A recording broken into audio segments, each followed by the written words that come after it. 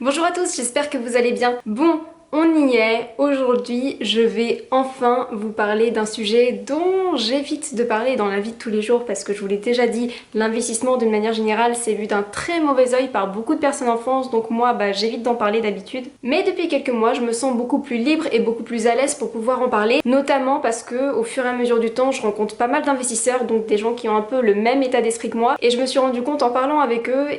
que j'avais pas à me cacher, j'avais pas à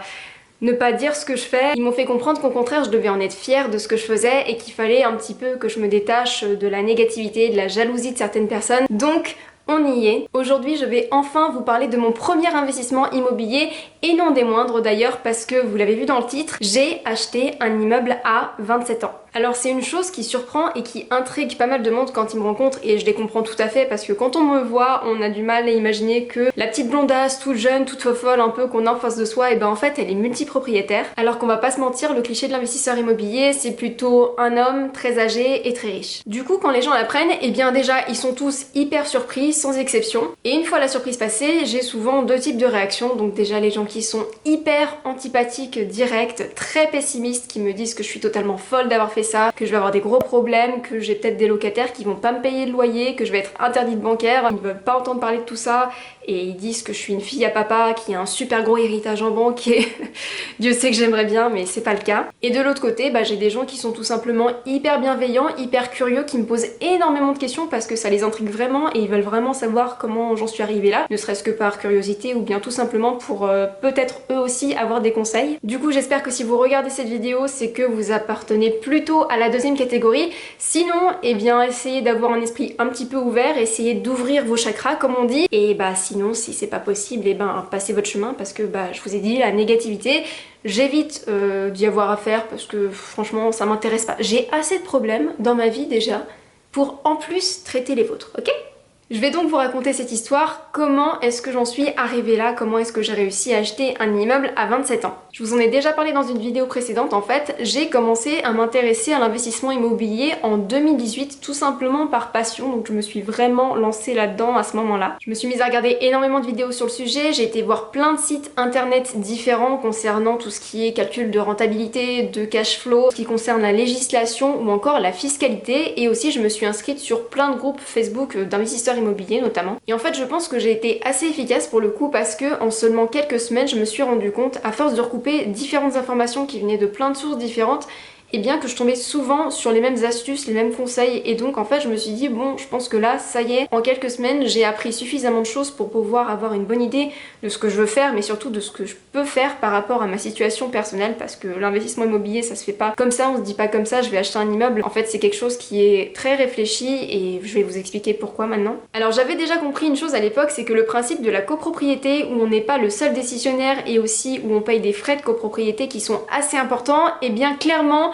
moi, ça m'aurait saoulé. Ce que j'avais envie, c'est vraiment d'être pleinement propriétaire d'un bien, d'être la seule décisionnaire de ce qu'il fallait faire dans ce bien-là et de devoir gérer et assumer surtout tous les travaux qui seraient faits à l'intérieur. Ce qui forcément écartait d'emblée les appartements, donc il me restait le choix entre maison ou immeuble. La deuxième chose dont j'étais sûre, c'est que je voulais investir près de chez moi, vraiment tout simplement pour pouvoir avoir un peu la main sur tout ce qui est travaux, gestion des locataires, rénovation, déco, voilà, toutes ces choses-là, j'avais envie de mettre un petit peu la main à la pâte et de pouvoir un peu supprimer aussi les frais d'intermédiaire. En tout cas, pour un premier investissement, c'est quelque chose que je voulais, c'est d'être présente et d'avoir la main dessus. Je sais qu'il y a des gens qui n'ont pas peur d'investir très loin de chez eux, mais moi, c'est pas que ça me faisait peur, c'est que voilà, j'avais envie de participer aux choses, c'était aussi un plaisir pour moi d'investir, et donc du coup, ça impliquait forcément d'investir près de chez moi. Et pour le coup, j'ai de la chance parce que j'habite dans une région où quand même les prix de l'immobilier sont relativement abordables, ça dépend des zones, mais bon, je pense que on est très correct par rapport à des grandes villes comme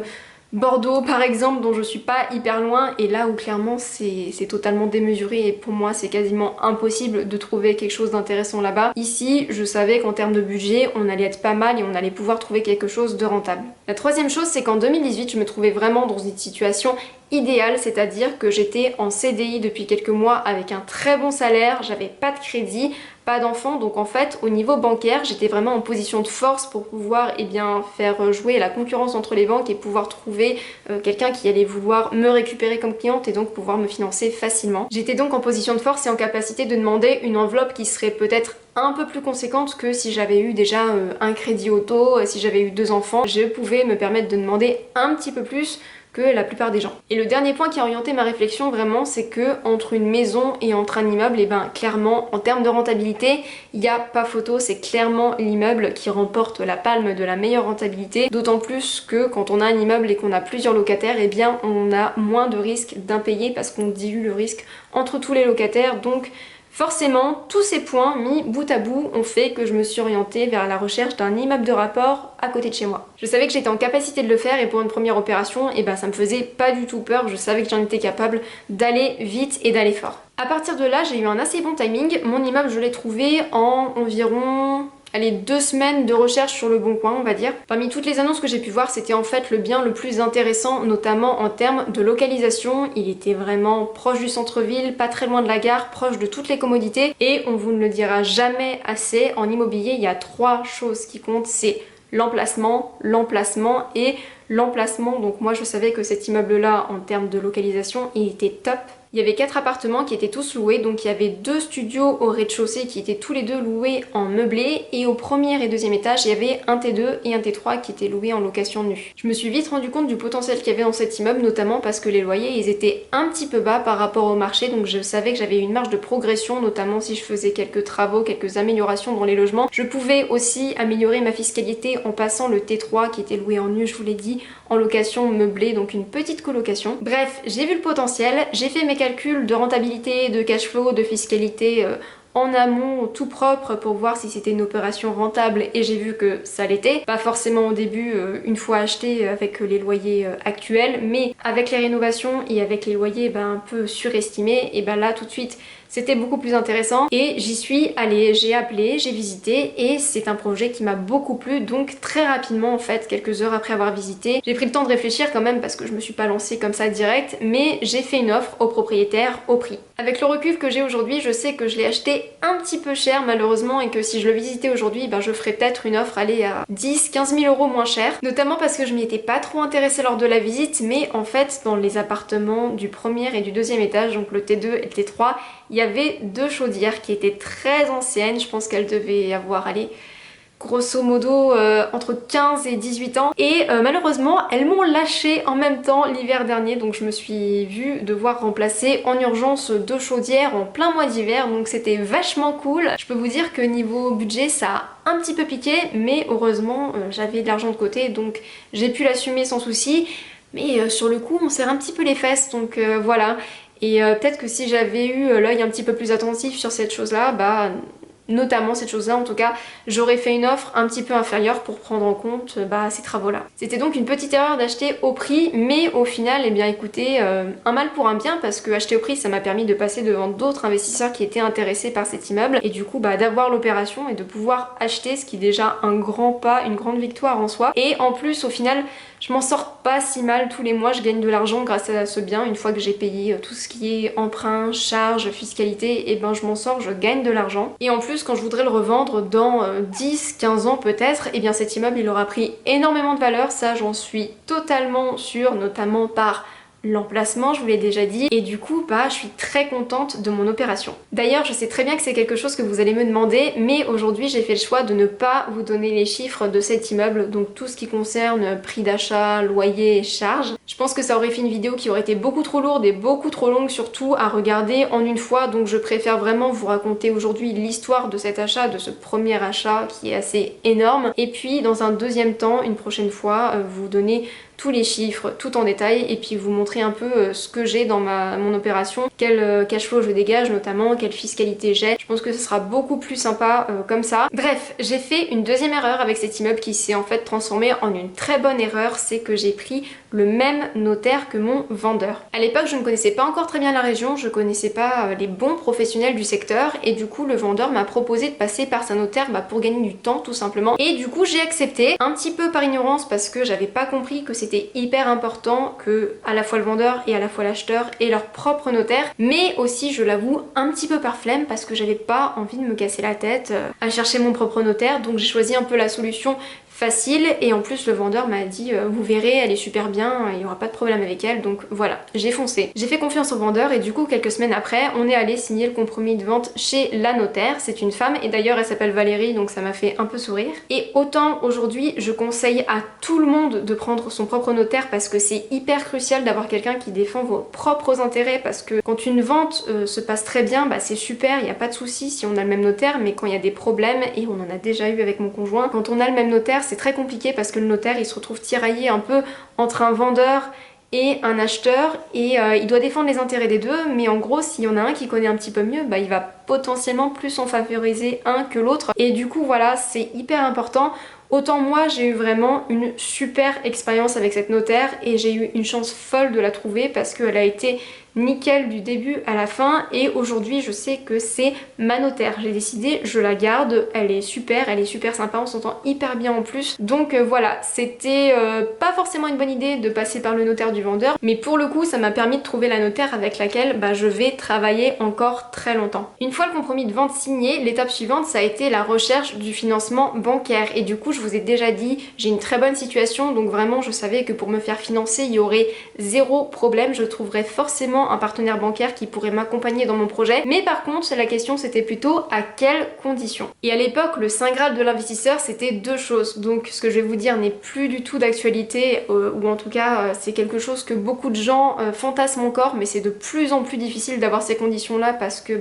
économiquement tout a changé, c'est la crise tout ça, donc c'est très compliqué d'avoir ça, même s'il y a des gens qui arrivent encore. Ce que tout le monde voulait à l'époque c'était deux choses, donc déjà faire un emprunt à 110%, ce qui veut dire en fait emprunter la totalité du coût de l'opération à la banque, donc l'achat, les travaux s'il y en a, les frais de notaire, les frais d'agence s'il y en a, et d'autre part de faire un emprunt sur 25 ans afin de diminuer au maximum les mensualités et du coup de pouvoir dégager un bénéfice, un cash flow tous les mois de la différence entre les loyers, l'emprunt, les charges, les impôts. Donc moi pleine d'entrain et pleine d'optimistes, je suis allée faire déjà les démarches dans ma banque historique, donc qui est le Crédit Mutuel, en gros c'est la banque de ma maman où j'ai toujours été toute ma vie, et on m'a dit écoutez mademoiselle, pour votre opération il n'y aura pas de souci, on prend votre dossier et puis on vous recontacte quand c'est bon en gros, il devrait pas y avoir de problème. Donc nickel, je me suis dit bon c'est assez facile, il n'y a pas à faire grand chose. Parallèlement j'ai quand même voulu faire jouer un petit peu la concurrence et aller voir d'autres banques, voir ce qu'on pouvait me proposer, et du coup je me suis mise à essayer d'organiser plein de rendez-vous dans diverses banques, que ce soit le Crédit Agricole, la Caisse d'épargne, et j'avais une demande un peu particulière en fait qui était de faire un entretien mais par téléphone, pas en physique. C'était tout simplement parce que j'ai des horaires de travail qui sont un petit peu fluctuantes et assez larges, et du coup je suis désolée mais personnellement quand le banquier il me dit alors je peux vous proposer mardi après-midi entre 15h30 et 15h30, tu dis ouais mais moi t'es gentil mais je travaille de 9h à 18h tous les jours, cette semaine en tout cas, et du coup c'est pas possible de me dégager du temps à ce moment là, je peux pas, j'ai pas le temps, voilà. Donc je voulais un rendez-vous téléphonique pour pouvoir le caler un petit peu entre deux, et en fait il y a qu'une personne qui a accepté de le faire et du coup que j'ai réussi à avoir au téléphone. Donc je vous avoue en fait qu'il a pas accepté ça parce qu'il le ferait à tous les clients, il a accepté ça aussi parce qu'il a compris ma situation, qu'il a compris combien je gagnais de revenus et qu'il s'est dit ça serait trop bête de laisser passer une potentielle cliente comme ça. C'est un conseiller du LCL en fait. Et une nouvelle fois, tout comme la notaire, j'ai eu énormément de chance en fait parce que le courant il est à nouveau hyper bien passé entre nous deux. Il a compris totalement mon état d'esprit, il a compris ce que je voulais faire, quelle démarche j'avais, et enfin un banquier qui essayait pas de me dire mademoiselle faut acheter votre résidence principale avant d'éventuellement envisager potentiellement un jour de faire du locatif. Donc j'étais hyper contente et il m'a dit écoutez y a pas de souci, votre dossier je le prends, on va faire tout ce qu'on peut pour vous avoir du 110%, un emprunt sur 25 ans, donc... Mais moi j'étais là, j'étais au top, je me sentais plus, j'étais hyper contente. Évidemment c'est revu après en rendez-vous physique face à face pour que je lui donne tous les documents, que je lui donne le compromis, voilà tous les papiers qu'il m'avait demandé, et ça a confirmé la très bonne impression que j'avais de lui au départ, qui fait qu'on se comprenait, on s'entendait plutôt très bien. Je pensais pas en fait que c'était possible un jour d'avoir une relation comme ça avec un banquier. Aujourd'hui quand on l'a au téléphone, que ce soit moi ou mon copain, on n'a pas du tout l'impression de parler à un banquier mais plutôt à un pote, même si on a quand même une certaine cordialité, une certaine distance, mais franchement c'est hyper agréable d'avoir ce relationnel là avec quelqu'un. Pareil, je vais le garder ce conseiller là, et d'ailleurs il a déjà changé d'agence une fois et je l'ai suivi, et j'hésiterai pas à le refaire parce que il m'a suivi dans une nouvelle opération il y a peu de temps, d'ailleurs je vous en parlerai bientôt. C'est vraiment une première opération qui m'a permis de rencontrer des gens avec qui je vais travailler encore très longtemps. Et là arrive une nouvelle erreur que j'ai faite et surtout une grosse désillusion au niveau bancaire parce que du coup une fois que j'avais eu d'un côté le LCL et de l'autre côté le Crédit Mutuel qui m'avait dit mademoiselle pour votre projet il n'y a pas de souci, et bah du coup j'ai arrêté de démarcher des banques. Je me suis dit bah ça sert à rien d'en faire 10, 15 parce que là je sais que mon dossier il va passer. Le temps a passé et au bout de quelques semaines j'ai eu des retours des deux banquiers, quasiment la même semaine je crois, donc ils étaient bien coordonnés pour le coup et les deux m'ont tenu le même discours. Donc écoutez mademoiselle, pour votre 110%, il n'y a pas de souci, on vous finance l'acquisition et les frais de notaire. Donc là j'étais hyper contente. Par contre, votre emprunt sur 25 ans, vous pouvez vous le fourrer là où on pense. Bon, ils m'ont pas dit ça, mais en gros c'était ça. On fait pas sur 25 ans, ça se fait pas pour du locatif, alors qu'on m'avait bien dit lors des premiers appels qu'il y aurait pas de souci. Donc voilà, j'aurais pu le faire passer en résidence principale en disant que c'était pour habiter un des appartements, mais moi je voulais être honnête et voilà, je voulais pas cacher les choses. Je trouve que ça servait à rien. Pas de 25 ans, super.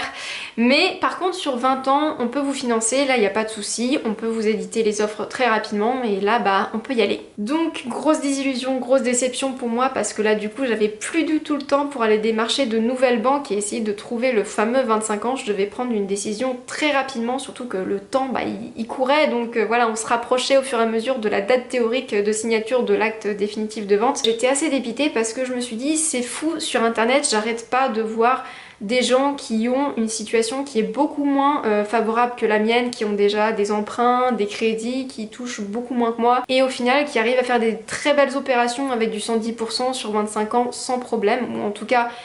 ils font en sorte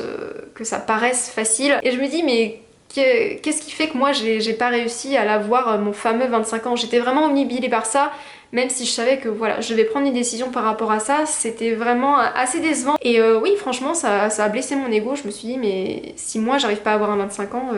qui y arrive quoi? Et comment ils font? Et pourtant, je savais que j'avais tout fait comme il fallait. J'avais un super dossier, j'avais une super présentation, tout ça. Mais bon, j'ai dû laisser mon ego de côté et prendre une décision très rapidement. Je me suis mise à réfléchir très vite et à me dire, bon écoute Valérie, qu'est-ce que tu veux faire en fait? Est-ce que tu veux vraiment laisser de côté un projet qui est super intéressant juste parce que t'as pas eu ton fameux 25 ans et que du coup tout le travail que t'as fait depuis plusieurs mois n'aura servi à rien? Ou est-ce que tu te penches encore un petit peu sur les chiffres, tu réfléchis et t'y vas? J'ai refait tous mes calculs avec mes mensualités sur 20 ans et au final j'ai vu que oui, je dégageais moins de cash flow et c'était moins intéressant en termes de retour sur investissement maintenant comme ça, mais en parallèle eh bien j'amortissais beaucoup plus de capital sur 20 ans que sur 25 ans, donc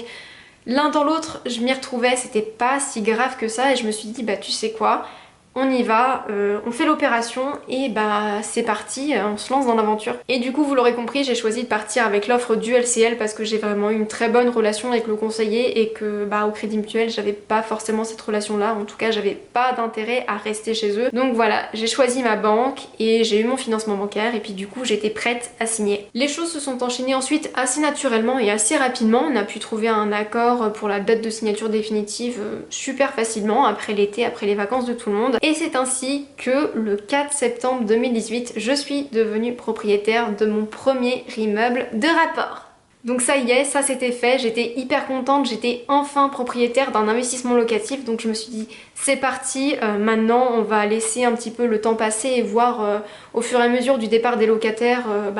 on va rénover tranquillement les appartements. Et en fait je sais pas du tout ce qui s'est passé, mais tous les locataires m'ont donné quasiment en même temps leur préavis de départ des appartements, donc sur une période d'à peu près 3 mois. Une semaine après avoir signé, j'en avais une qui partait, et puis un mois après une autre, et puis un mois après un autre, donc c'était vraiment...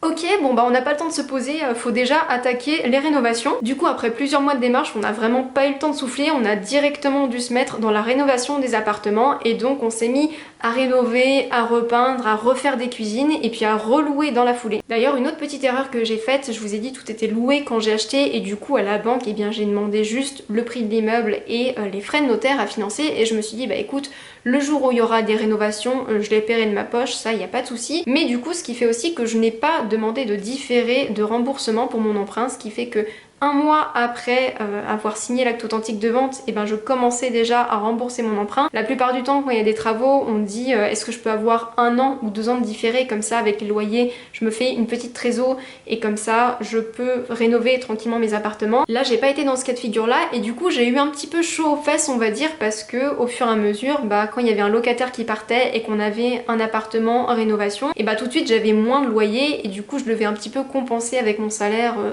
le remboursement de l'emprunt. Mais je vous l'ai déjà dit, c'est quand même vachement plus sécurisant de se dire là il y a 3 appartements qui sont loués, j'en ai qu'un de vacant et je dois compléter une petite somme. C'était pas grand chose franchement, parce que je sais que pour 3 loyers je couvrais quasiment mon emprunt, mais j'avais toujours quelques petites charges à côté. Au final, par rapport à un seul appartement ou une seule maison, si j'ai un locataire qui est pas là, et c'est pas grave, j'ai pas tout l'emprunt à assumer seule, et ça franchement c'était hyper sécurisant. Mais quand même ça m'a pas mal stressée, parce que entre tout, les allers-retours aux appartements, les allers-retours à Ikea, les allers-retours à Leroy Merlin, tous les week-ends, toutes les soirées, à faire des rénovations, à faire de la peinture, à se dire ce mois-ci je vais avoir que 3 locataires, donc du coup je vais devoir un peu mettre de l'argent en plus. Je sortais pas mal d'argent tous les mois, et même si je pouvais très bien l'assumer, si je m'en sortais très bien, quand même on n'est pas forcément serein, parce qu'on se dit je tiens mais je suis fatiguée, j'ai hâte que ça s'arrête quand même. J'ai quand même eu la chance de ne jamais avoir 2 appartements en même temps de vacants, donc du coup j'avais cette sécurité là. Mais voilà, ça a pris quand même plusieurs mois, et je vous avoue que d'ailleurs le T3 au dernier étage c'est celui qui nous a pris, allez on va dire environ 4 mois, parce qu'il y a des gros travaux qu'on a fait dedans. On a fait refaire la salle de bain, on a fait faire de l'électricité, on a fait casser une cloison, et nous on a fait toute la déco, on a acheté tous les meubles et tout, donc maintenant on est hyper content de cette rénovation là. Et du coup plusieurs mois après, quand c'était loué, franchement j'étais hyper contente, et là on a pu commencer à souffler. Donc je dirais que ça a mis environ 1 an à tourner correctement, et depuis j'ai plus de problème, hormis évidemment ces histoires de chaudière qui sont tombées en rade l'hiver dernier. Mais sinon j'ai plus de soucis, ça tourne tout seul, je reloue hyper facilement, et du coup j'ai pu réajuster mes loyers au final beaucoup plus rapidement que ce que je pensais à la base. Et donc voilà pour l'histoire de ce premier investissement locatif. Vous l'avez vu, j'ai fait quelques erreurs évidemment, ça m'a demandé beaucoup de travail, beaucoup d'énergie pour mettre en place tout ça, mais aujourd'hui je peux vous dire que ça se passe très bien, l'immeuble tourne très bien, j'ai des locataires qui payent, j'ai pas de problème d'impayé, je dégage de l'argent grâce à ce bien là, et surtout j'ai trouvé une super notaire, un super banquier avec qui j'espère travailler encore très longtemps. Ce que je peux vous dire également, c'est que cette première opération elle m'a vraiment permis de prendre énormément confiance en moi, de croire en mes capacités, de croire en mes projets, et de savoir que les prochaines opérations que j'aurai, je pourrai les mener à bien, parce qu'avec celle-là il n'y avait pas eu de soucis majeurs. Donc voilà, je savais ce que je pouvais faire, je sais de quoi on est capable avec mon copain, parce que c'est quelqu'un de très important dans mes projets. Et d'ailleurs moi j'ai des projets, mais lui aussi, et le moment où il en aura, je le soutiendrai comme il m'a soutenu. Et quand je vous dis que cette première opération réussie, elle m'a donné confiance en moi, et elle m'a donné envie de me lancer à nouveau dans un autre projet, et bien en fait, à l'heure à laquelle je tourne cette vidéo, j'ai signé un deuxième projet locatif il y a quelques jours à peine, donc je suis très contente de vous l'annoncer. Je suis peut-être un peu tarée, mais c'est reparti, on est reparti dans les travaux, on est reparti dans les optimisations. Cette fois-ci j'ai fait les choses un petit peu différemment, donc je vous en parlerai une prochaine fois. Ceci bien évidemment est une autre histoire, mais ouais, c'est reparti. Et d'ailleurs on a aussi la rénovation de notre maison sur les bras toujours, qu'on avance au fur et à mesure du temps, donc quand je vous dis que j'ai 36 000 choses à faire en même temps, je blague pas. En tout cas j'espère que cette vidéo vous a plu, si c'est le cas n'hésitez pas à lui mettre un petit like, et puis abonnez-vous, activez la cloche, comme ça vous ne raterez rien du contenu qui va arriver très prochainement. Donc je vous fais de gros bisous et je vous dis à très bientôt pour une prochaine vidéo. Ciao!